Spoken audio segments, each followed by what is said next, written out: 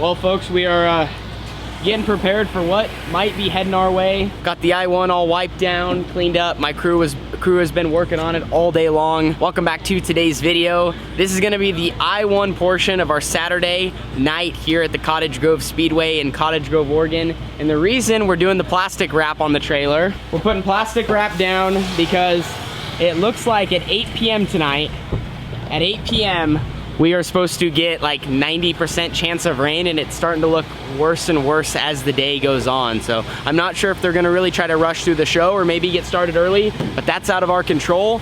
Just wanted to show you this beauty. All ready to rip tonight. We ran third yesterday, and if we can get the races in, our goal is to be standing on the front stretch at the end of the night. Would love to put Brian back in victory lane, and yesterday really the cards just didn't fall our way for us to even really have a good shot at winning, with starting towards the back and with the track conditions and just, you know, it being very difficult to pass. And just like you would grab and pull a tear off, we are putting yesterday behind us, because all we can do now is focus on today and how we can make our race car better, how we can adapt to the track conditions that we're gonna have. Which, speaking of the track, here's kind of a quick look at the surface before any cars have rolled out here. I definitely got some high hopes that it will be a little bit better, and then at the same time I got my fingers crossed that the weather holds off, because if it does, I believe we got a great shot at parking the BC Motorsports number I-1 in victory lane today. Anyway, let's get the night started. We'll roll off with qualifying, and that will set us up for the rest of the show.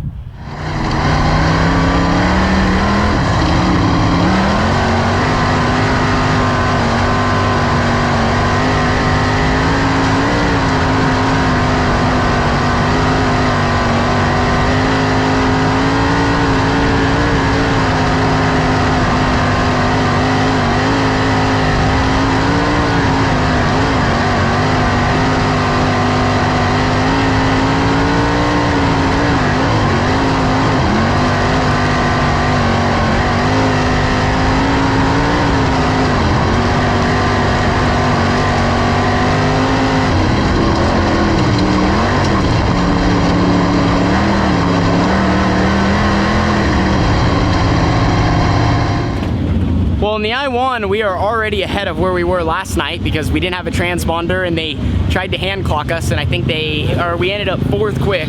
Tonight, got back to the top of the charts, so that feels good. I-1 had a ton of speed, kind of ended up scrambling there from the 360 to the limited. As I mentioned, the weather, which we've been watching the radar, it's moving this direction, so they're ripping through the show. Got out of one car, back in the next, but felt good to be a quick time. That is gonna set us up now for a heat race, and we're gonna be starting second row outside. I don't think we're gonna make a whole lot of changes balance-wise, besides maybe just tighten up a little bit with stagger. The racetrack is extremely slick, and it's gonna be a lot more about momentum and throttle control, even with this little of horsepower, because there's not really like a specific grip lane. It's just kind of patchy in certain spots, and you just kind of have to go and try to get your car to stick wherever you can make it stick and drive around the racetrack in the smoothest lane. But heat race will be up next. We're gonna start fourth, and if we can, we need to go forward and try to win the heat, and then we'll roll a dice and see where we're gonna start in the feature.